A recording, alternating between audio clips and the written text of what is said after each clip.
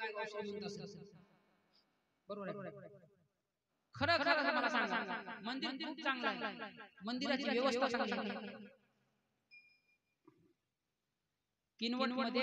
आदरणीय नारायण महाराजांनी म्हटलं माहिती आमच्या पानखिरी काकाला माहिती आहे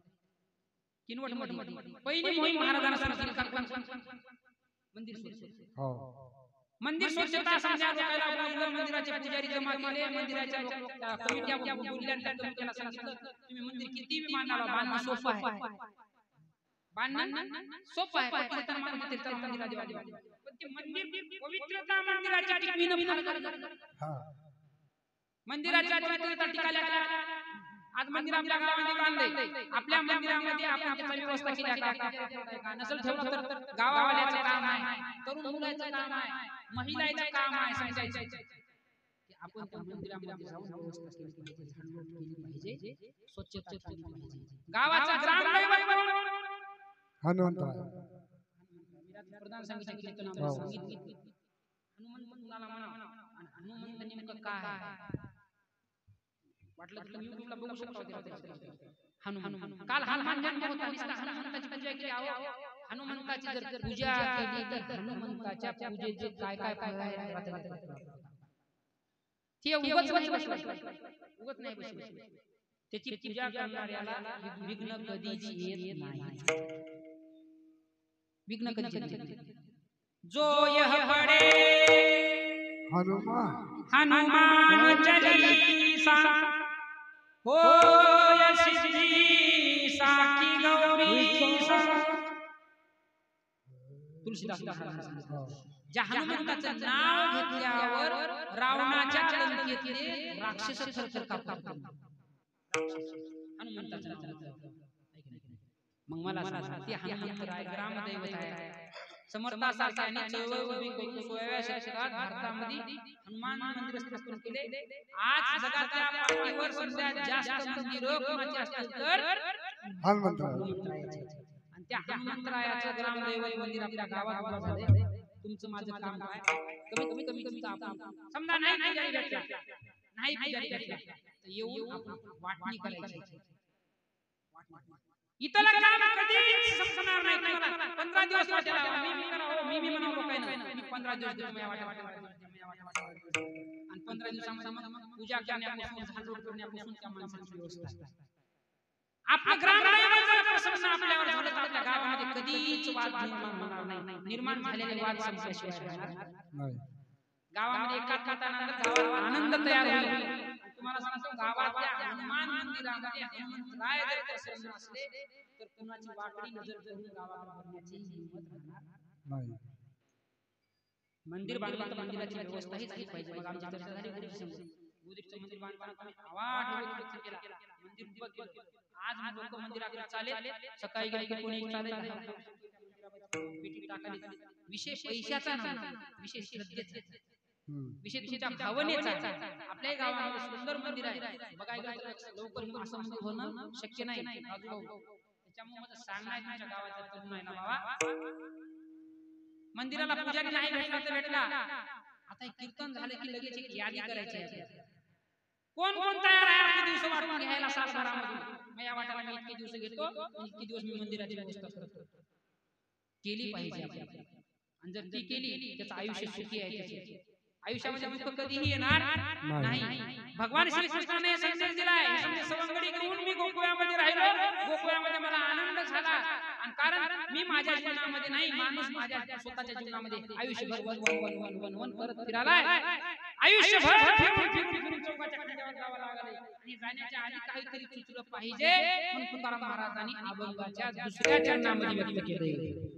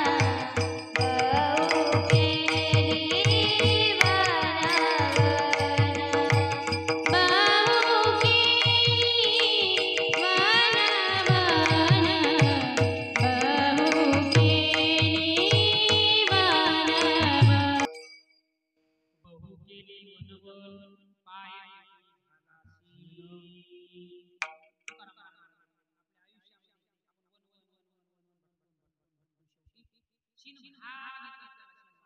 म्हणून म्हणा का हो कामले झाले आपल्या आयुष्यामध्ये कसं आहे की संसार करता करता सीन भाग तुम्हाला सांगतो संसार करताना कुठलंही काम करताना माणसाला सीन भाग येणारच आहे परमार्थ करताना सीन भाग आला नाही परमार्थ हे माणसाच्या जीवनामध्ये आनंद तयार करण्याचं सर्वात मोठं साधन आहे समाधान या जगामध्ये कोणाला जगामध्ये फक्त ज्याच्याकडे परमार्थाचा विचार आहे त्याला समाधान हे सज्जनाच्या संगतीमध्ये आहे आणि हे समाधान आपल्या समजा संगण्यामध्ये एक करण्यामध्ये आहे आपल्या गावामध्ये आज सप्ताह झाला उद्यापासून मी मधला जमना माझ्या संग जमना मज नाही तुझ साजना हे तो ठाऊकी आहे जना हरून त्यास न खाते देते सकेना ऐशी ऐका आता एक प्रकार सांगतो भगवान कृष्णानं गोकुळामध्ये समजा गवळणी घेतल्या आणि गवळणी समोर रास दिली हो कोणची दिली रास काय रास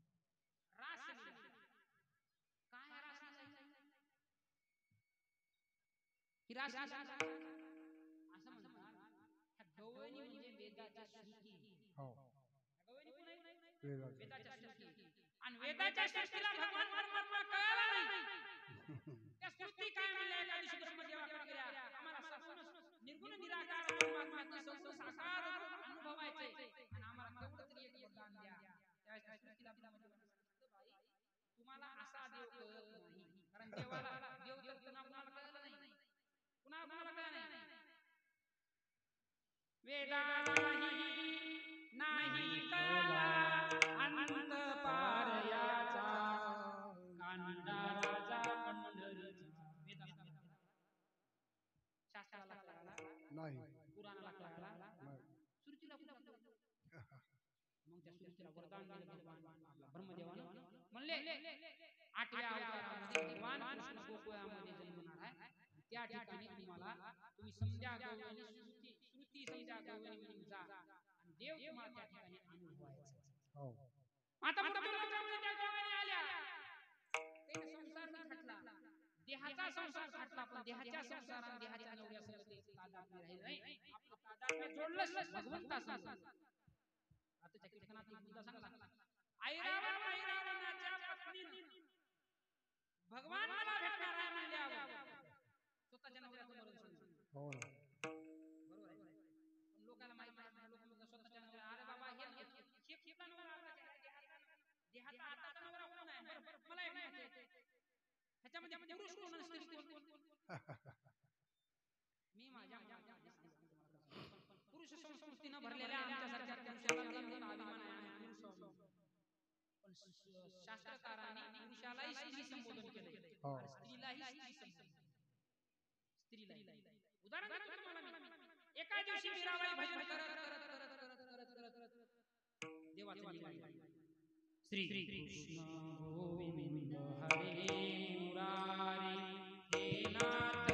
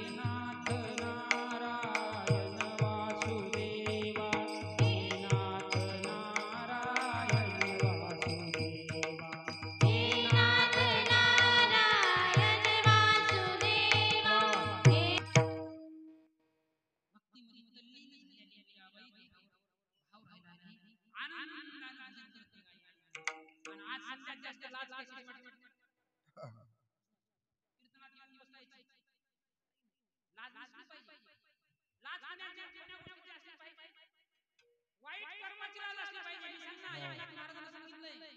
एकनाथ महाराजांना केवळ अवयव झाकणे त्याशी लज्जा कोण म्हणे प्राण गेली आहे जीवी प्राणी अकर्म न करणे तेरे वाईट काम न करणे ही लाज हे शरीर झाकणं म्हणजे आपली इज्जत नाही इज्जत कशाला म्हणावं वाईट कर्म मला जीवनात शिवले नाही. हे हनुमंतराय आपल्या मंदिरामध्ये स्थापन झाले. आज मला नक्की नवल वाटते की बा हनुमान पौर्णिमेपर्यंत बरेच तरुण काय हनुमान दीक्षा काय गोल नाही पाहिजे तुम्हाला परिवर्तन होण्यासाठी ठीक आहे ती दीक्षा बरोबर आहे. एका ठिकाणी सांगा बरोबर एका ठिकाणी बबलू महाराज हनुमान दीक्षाचं घेतलंय त्याला विचारलं हनुमान दीक्षा घेतल्यावर काम काय असतं काय नाही घरी जायला जमत नाही बायको संग बोलायचं नाही लेकरासंग बोलायचं नाही एका जणाला सांगितलं म्हणजे ठीक आहे तुम्हाला बायको संग बोलायचं नाही लेकरासंग बोलायचं नाही आणि इथं ते बेशक एकमेकाला शिवाजी महाराज दुसरी गोष्ट काय माहिती का दीक्षा घेतली हनुमंताची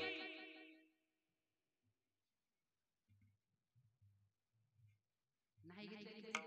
हो नाही घेतलेली बरी दीक्षा घेतल्या हनुमंताची काय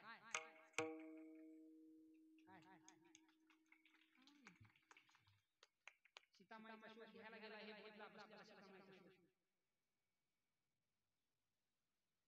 सांगितलं हनुमंताला जा बरं सीतामाईचा शोध घ्यायला ते निघालं नाही पुढे गेल्याला महाग आल्या त्यानं भगवान रामाला नमस्कार केला आणि विचारलं एकांता म्हणले जर मला सीता सापडली तर मला सीता जर सापडली तिनं मला कसं काय हुशार आहे बुद्धिमत्ता काय हुशार तिनं मला कसं राम म्हणले ते बी बरोबर आहे कशाला म्हणावं किती मोठा शोध आहे रामाने सांगितलं अंगठी काढली म्हणजे लग्नात घातली आणि ही अंगठी शिकला ती अंगठी घेतली तोंडात काय टाकलं तोंडात अंगठी रामायण सांगणारी दोघं वेगळे विचारतो मी आता तुम्ही सीता शोधीला हनुमान म्हणता ना त्यानं अंगठी टाकलेली तोंडामध्ये सीतेचा शोध लागल्याशिवाय अंगठी काढली नाही आणि इथं मात्र 15 मिनिटाला पुढे आणि हनुमान दीक्षा घ्यायला मला येते बरं सुचते म्हणून मी तेवढं बोल अनुगत हनुमान दीक्षा घ्यायची कशाला समज दाखवायचे तुमच्या जीवनामध्ये जर तुम्हाला चांगलं आणायचं नसेल तर नाही घेतली हो ना माईला जर माय म्हणायचं नाही बापाला बाप म्हणायचं नाही एक हनुमानाची दीक्षा घ्यायची ज्या माईचं नाव त्या हनुमंताच्या आधी निघतंय अंजनीच्या तपासाठी महारुद्राले पोटी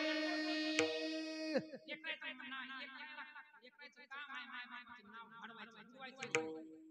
हनुमंतानं माईचं नाव घडीलं किती वाढीलं तुम्ही सांगता तीन बाया एका जागी भेटल्या कोणत्या अगस्ती मुनीची पत्नी लोपामुद्रा कौसल्या आणि अंजनी एका ठिकाणी बसल्या आहेत तिघी माई तीन मायाला भूषण होतं कुणाकुणाचं आपल्या अगस्तीच्या पत्नीला लोपामुद्रेला भूषण होतं स्वतःच्या नवऱ्याचं कौसल्याला भूषण होतं रामाचं आणि अंजनीला भूषण होतं हनुमंताचं ऐक ती लोपामुद्रा काय म्हणली कौशल्या माय काय माझं लेकरू आहे माझ्या लेकराच्या नावानं पाण्यावर मोठे करले बरोबर आहे ती काय म्हणली लोपामुद्रा काय नाव आहे म्हणली तुझ्या लेकराच्या नावानं पाण्यावर मोठे करले समुद्रात मोठे करले ती लोपामुद्रा म्हणली मजा नवऱ्यानं समुद्र पिऊन टाकला हो ती बसली होती कोण अंजनी तिनं सांगितलं बाई तुझ्या लेकाच्या नावानं पाण्यावर मोठे तरले तुझ्या नवऱ्यानं समुद्र पिऊन टाकला माझं पोरगा असं जर मला एक उडी मारणार समुद्राच्या पलीकडे पुत्र दे गाय सासुंदा ज्याचा तिने लोकी झेंडा मध्ये बसलेला बाबा त्यानं रामाकडे गेलं मी तुम्हाला सिद्धांत अंगठी अंगठी निघाला हुशार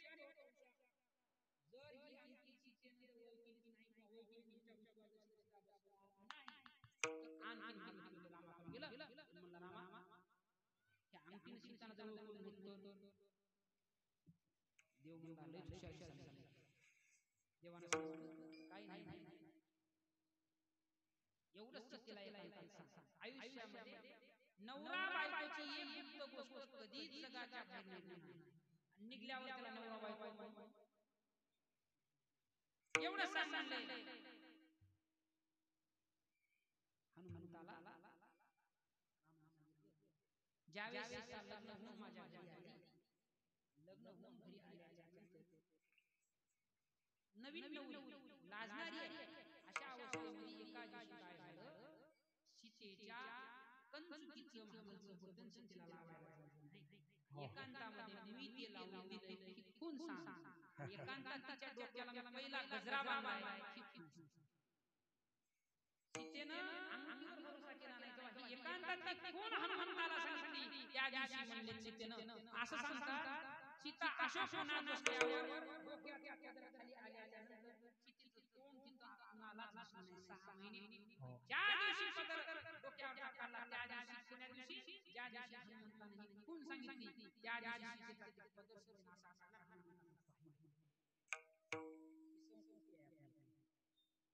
हनुमंताने ती दशा पाठवली सीतेला सांगितलं माय मी इथल्या समुद्रावर इकडून टाकलं पण इथं आलोय आता काय तुम्हाला घाबरायची गरज नाही काय धोरण नाही हनुमंताला जन्मताना सोन्याची लंगोटी होती हनुमंतानं कार नावाच्या राक्षसाला मारलं होतं ते हनुमंत सीतेला म्हणाले म्हणजे आई साहेब ह्या रावणाच्या आज्ञाविरुद्ध बसण्यापेक्षा आता काय करा उठा माझ्या खांद्यावर बसा चला म्हणजे मी आता काय माझे श्रेष्ठ आहे एखादी बाई लगेच प्रश्न असतात पण त्याशी अशी सांगितलं म्हणजे काही मर्यादा आहे 5 पतिव्रतामध्ये सीतेचं नाव आहे मला काही मर्यादा आहे जरी तू बाबा मला लेक आहेस माझा मुलगा आहेस तरी सुद्धा मी तुझ्या खांद्यावर बसणार नाही ही मर्यादा आहे जाय मुलाला रामाला सांग रामाला घेऊन लंकेमध्ये ज्या दिवशी मला राम न्यायला येतील त्या दिवशी ही संस्कृती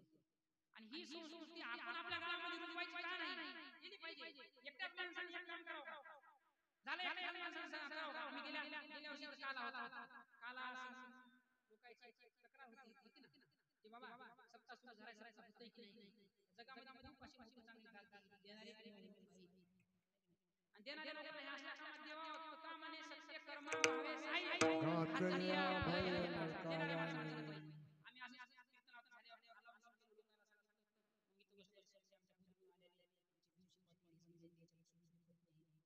झाले महाराज आम्ही काय असे देता काही इतकं तयार झाले की समजा एकच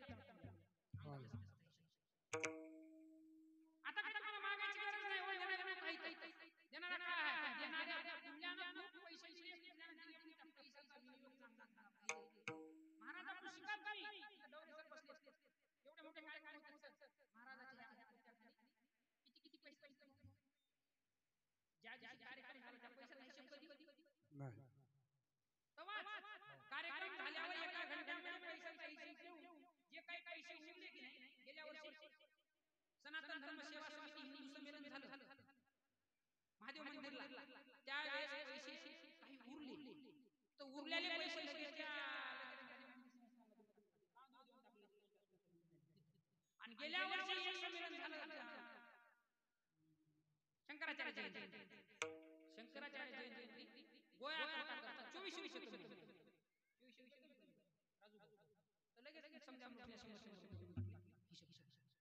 महाराजांचं म्हणणं आहे पैसे जमा करा पण पैशाचा विनियोग चांगला करून पारदर्शक सेवा ठेवा जेणेकरून लोकांच्या विश्वासात भावना तुमच्या आणि तुम्हाला सांगतो सज्जन हो या जगामध्ये 3 जागचा पैसा जगात हानिकारक आहे माणसानं कधीच भावाचं खाऊ नये भावाचं जर आपण खाल्लं तर आपलं वाट होतं माणसानं गावाचं कधीच खाऊ नये एवढ्या गावानं गोरगरिबांना 5-5 रुपये दिलेले असते त्याच्यामध्ये खाऊ जर खाल्लं आम्ही कितीतरी डोळ्यानं उदाहरण बघले घर नष्ट घर माणसं निघून गेले बेचिराग झाले 100-200 रुपयासाठी तिसरी गोष्ट आहे देवाची काही लोक म्हणतात तरी देवाचं खाल्लंय बघून घेऊन गेलं देव, तुला काय करायचं? तुला काय करायचं? देवाचं खाऊ नाही, 3 जणांचं खाल्लं. मला सांगायचंय भगवान कृष्णाचा समजा जवळचा मित्र कोणचा? सुदाम. सुदामाला फक्त देवाचं एकदाच खाल्लं, एकदाच. शाळेमध्ये असताना जंगलामध्ये लाकडं गुरुच्या पत्नीने संदीपनी ऋषीच्या बायकोने लाकडं तोडायला पाठवलं भगवान कृष्णाला, बलरामाला आणि सुदामाला. आणि जाता जाता त्या गुरुपत्नीनं गुरुमाईने काय दिलं? हातामध्ये हरभरे दिले बांधून. म्हणले बाबा भूक लागली, त्याचे वाटणे दिली वाटणे. संध्याकाळी योगा संध्याकाळ दिवस मावायच्या आधी आबाळ आलं, पाऊस सुरू झाला. पाऊस सुरू झाल्यावर काय झालं? भगवान कृष्णानं समजा झाडाच्या वरी असं काहीतरी झाकलं, याच्यावर धरलं. भगवान पण ती उभा टाकताना हरभरे धरते की नाही, हरभरे पण पडले. भगवान कृष्ण सांगितलं सुदाम्याला की हरभरे काय कर तू आपली राहू दे, सांभाळ. भूक लागली तुम्हाला, खायचं तुमच्या वाट्याने खाऊन टाका. खाली भूक लागली त्याच्या पद्धतीने खाली. भगवान कृष्ण त्याच्यावर छत्र धरून नाही. सुदामाला त्याला काय गरज नाही म्हणला. आपल्या पुरुषांचे काय म्हणणार आहे, आपला मित्र त्यानं काय केलं? दिलेले हरभरे कृष्णाच्या वाट्यात. परिणाम इतका भयानक झाला. द्वारकेचा राजा जगद्गुरु कृष्ण असताना सुदामाची परिस्थिती 18वी झाली. 18वी ह्या शब्दाचा अर्थ आहे 18 18 गुणिले 20 हिशेब किती? 18वी झाली या शब्दाचा अर्थ आहे सालभर दरिद्री. सालभर दरिद्री. एका दिवशी बायकोनं सांगितलं बाबू लेकरं जेवायला बाहेर गेले, द्वारकेचा राजा तुझा मित्र आहे, पण इमानदार होतो, मित्र आहे म्हणजे मागायला नाही. आजचे मित्र बघा राहू द्या देर बाप इमानदार होता. त्यानं म्हणला हे जात नाही. बायकोचा आग्रह, बायकोने तुझे पोहे दिले, तुझे पोहे घेऊन भगवान कृष्णाच्या द्वारकेमध्ये सुदामाला दिले आणि सुदामानं मागलं का?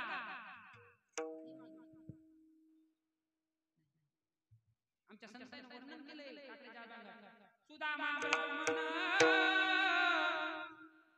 दुःखे दरिद्रे पिढीला, मुष्टीभर पोहे घेऊनी त्याची भेटी शियाला, भाव शुद्ध त्याचा देखोनिया गाव सोन्याचा दिला. सोन्याचा गाव.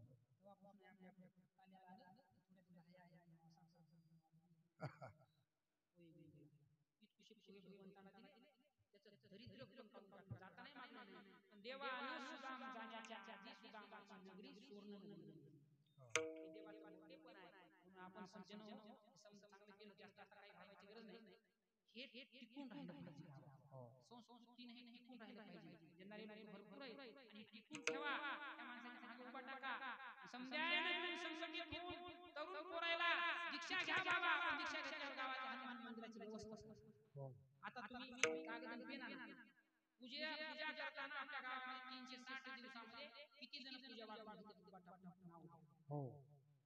करून बघा. करून बघा कसं वागा. पुढल्या वर्षी इथंच कार्याला आल्यावर मला सांगा त्याचा परिणाम काय. जगामध्ये सेवा केली कधीच वाया जात नाही. हनुमंताची सेवा वाया गेली नाही, तुमची सेवा वाया जाते काय? अजिबात जात नाही. म्हणून हे समजा काला आहे, करणं म्हणजे काला. तुकाराम महाराजांनी सांगितले बदलाने म्हणजे तुम्हाला टाइम गेलाय.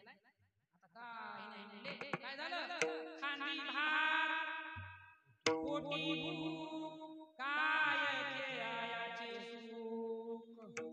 समजा ना म्हणले चला आणा शिवऱ्या. समजा सोंगड्याला आणली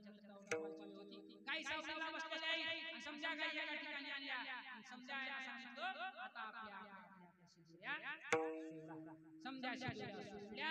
शिजुऱ्या आता म्हणले जेवताना कोणीही गडबड करायची नाही. कोणी गडबड करायची. माणसाचं शरीर धावून बंद होता कामा. तुकाराम महाराजांनी त्याचं वर्णन अभंगाच्या शेवटच्या